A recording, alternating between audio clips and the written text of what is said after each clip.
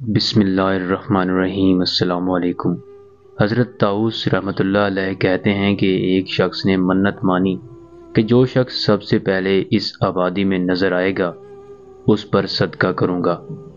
اتفاق سے سب سے پہلے ایک عورت ملی، اس کو صدقہ کا مال دے دیا۔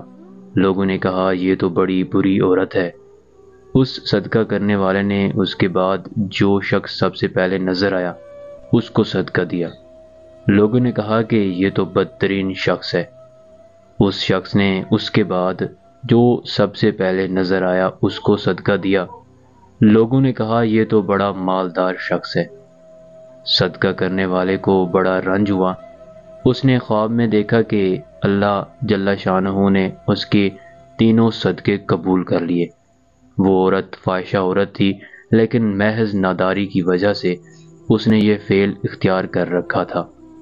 جب سے تو نے اس کو مال دیا ہے اس نے یہ برا کام چھوڑ دیا۔ دوسرا شخص چور تھا اور وہ بھی تنگ دستی کی وجہ سے چوری کرتا تھا۔ تیرے مال دینے پر اس نے چوری سے علیحدگی اختیار کر لی۔ تیسرا شخص مالدار ہے اور کبھی صدقہ نہ کرتا تھا۔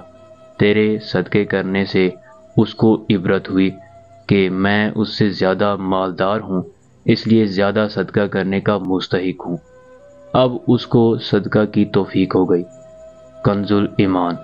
یہ یاد رکھیے کہ نیکی کبھی رائے گاہ نہیں جاتی، بس نیت میں خلوص ہو تو اس کا اجر کسی بھی صورت میں مل کر رہے گا انشاءاللہ۔